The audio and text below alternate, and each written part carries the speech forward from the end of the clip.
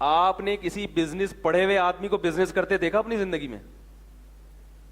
ملازمت کرتے دیکھا ہوگا. کسی بزنس مین کے ہاں جاب کرے گا وہ, تو جو جاب ہی کرنی تھی تو بزنس پڑھنے کی.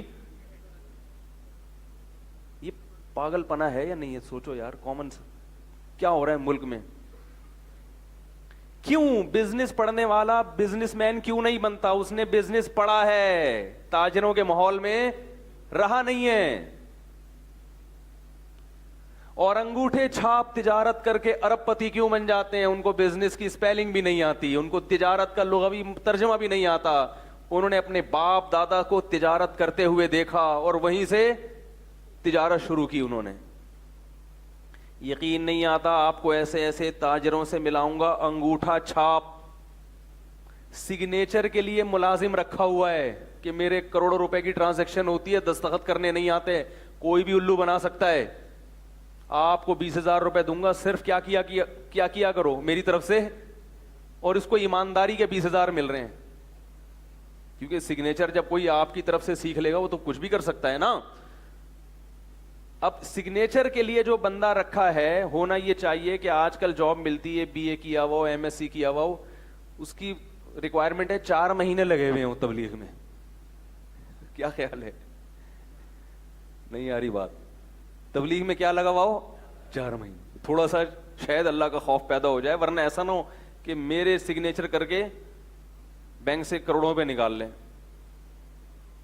تو ماحول جو ہے نا, ماحول, آپ 100 دفعہ ایم بی اے کرو بھائی, بزنس پڑھو, اور مینجمنٹ پڑھائی جاتی ہے نا ایم بی اے میں.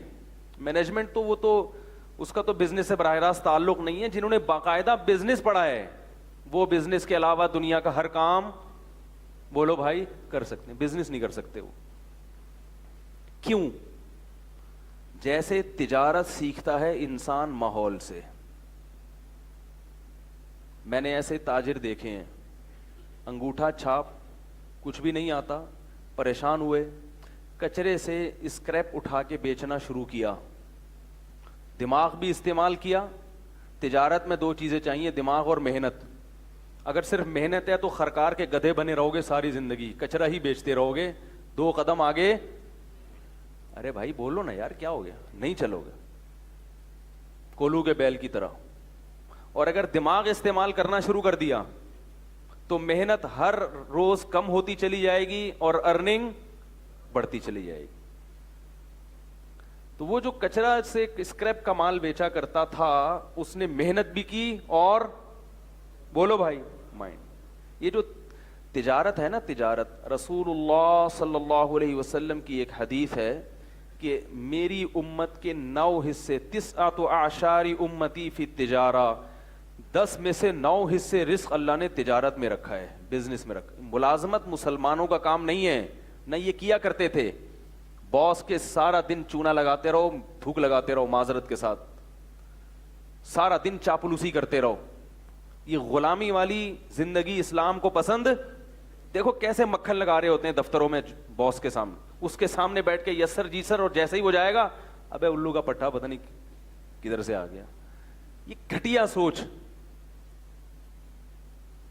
بہو کیوں بن رہے ہو؟ ساس بنو, ساس ہے بھائی, کسی کی بہو کیوں بن رہے ہو؟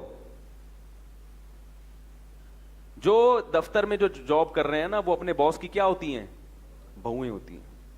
معذرت بھائی, آپ لوگ بھی جاب کرتے ہیں زیادہ تر, تو توہین کرنا مقصد نہیں ہے, مقصد ہے کہ بزنس کی طرف آؤ.